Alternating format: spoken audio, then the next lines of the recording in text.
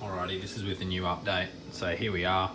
We're to the northeast of Sunshine Coast. We're tracking southwest. Sunshine Coast has a VOR located at it. And also just to the south of Sunshine Coast is a little town called Redcliffe. Let's say the intention is to fly into Sunshine Coast via the VOR approach, touch and go at Sunshine Coast, and then we'll take off to Redcliffe. Redcliffe doesn't have an aid at it, so we'd have to navigate there via GPS, but let's see.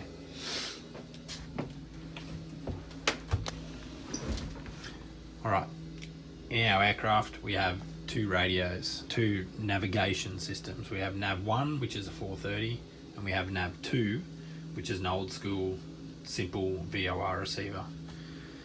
NAV1, NAV2. Alright, first let's test out NAV1.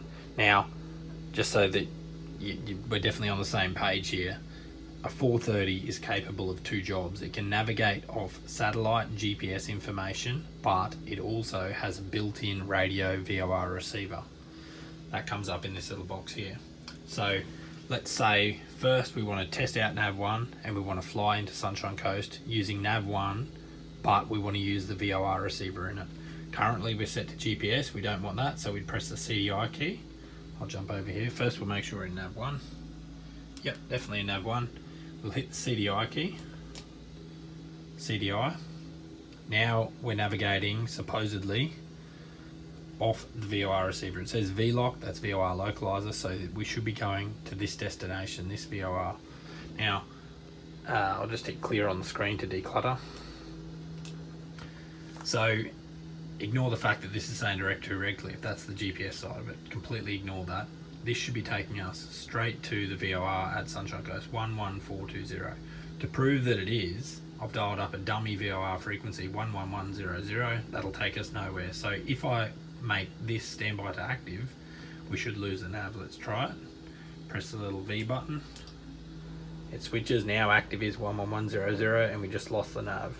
So we're definitely navigating to the VOR on NAV1. 11420, we get our nav back. Pretty happy with that.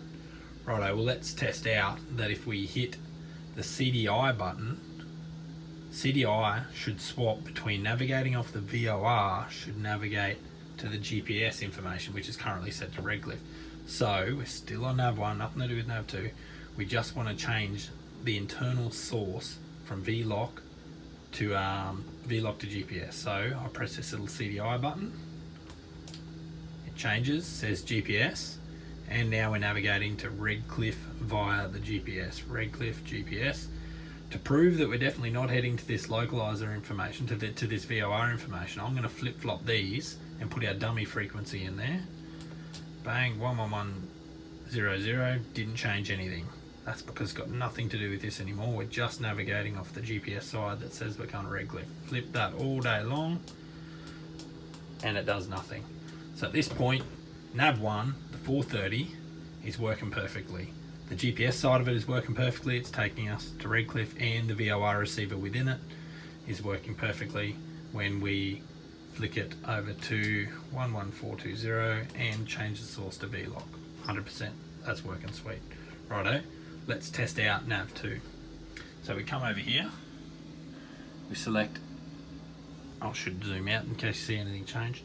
We should select NAV2, and NAV2 has a dummy frequency dialed up. We've lost nav, that's fine. Let's change a frequency that's going to work, 11420. We make it active, and all of a sudden we're navigating to the Sunny Coast VOR via the old school NAV2 radio, and that looks pretty good to me.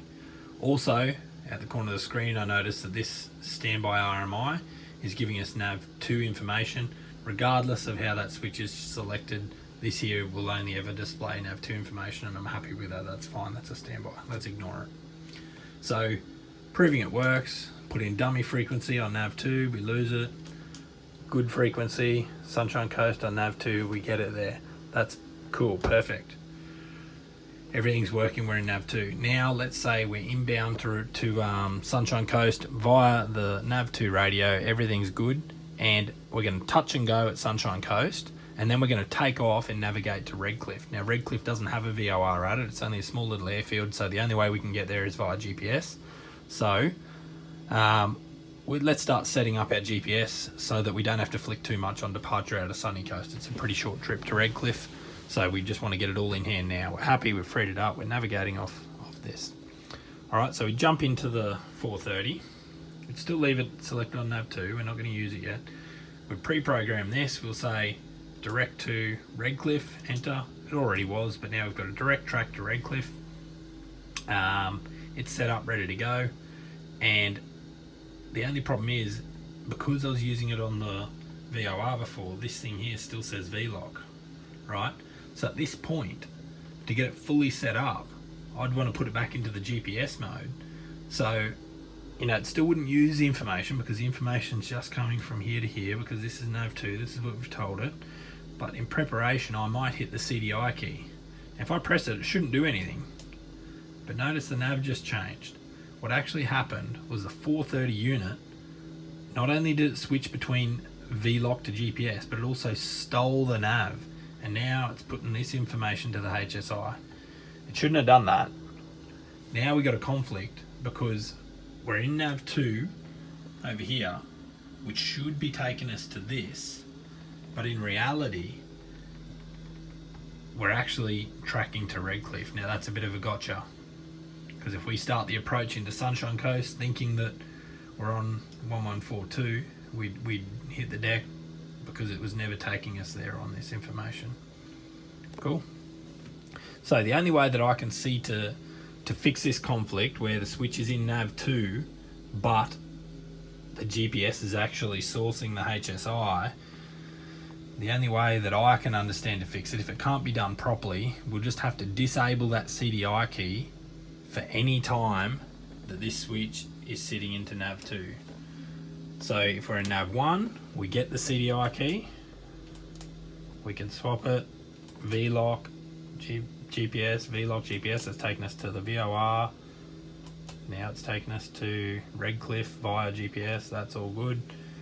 If we switch over to NAV2, now we're going into Sunshine Coast via this VOR, but no matter what we touch on the 430, shouldn't ever steal the nav, it should always remain with this one. The only key that can possibly do it, and it shouldn't do it, but the only key that can do it is this Cdi key. So let's just disable that so that if the pilot bumps it or he tries to prepare it or whatever, he presses it and it shouldn't do anything.